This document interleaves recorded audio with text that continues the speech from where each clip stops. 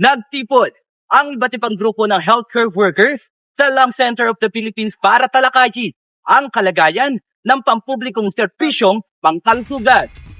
Okay, handa natin yung People's Health address kasi gusto natin na ipakita sa mga health workers, sa mga mamamayan na lumalala talaga yung krisis pangkalusugan natin. At hanggang ngayon, hindi pa din yun nare-resolve ng rehime ni Marcos. Tuloy-tuloy pa din yung corruption dito, pero yung mga pasyente, mahaba yung pila, hindi nakakapagpagamot, sobrang baba ng sahod ng mga health workers natin.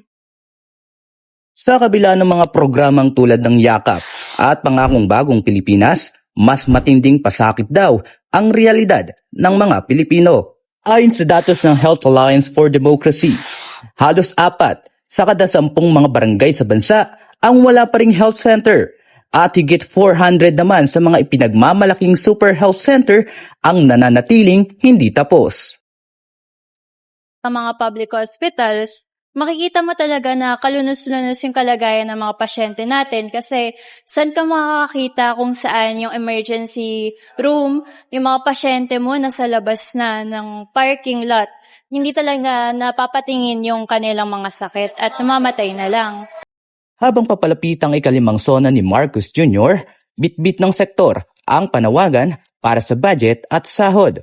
Ayon kay Jaime Alegre ng Health Alliance for Democracy, Isa sa mga panawagan talaga natin ay yung pagtaas ng sahod ng mga health workers natin.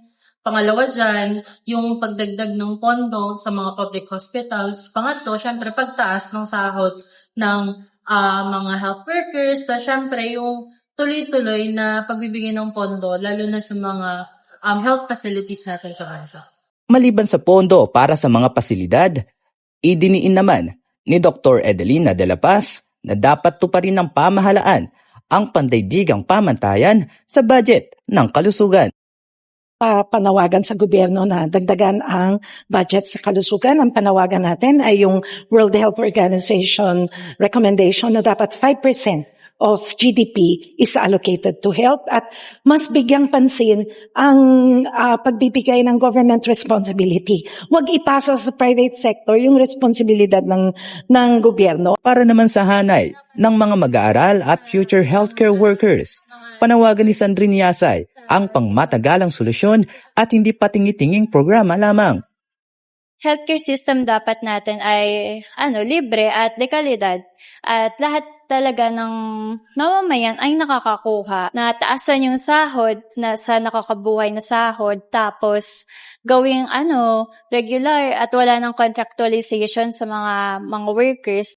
Sa huli, ang sigaw ng mga healthcare workers ay hindi lamang tungkol sa kulang na kagamitan o mababang pasahod. Ito ay isang paalala na ang kalusugan ay isang batayang karapatan at hindi isang luho o isang negosyo.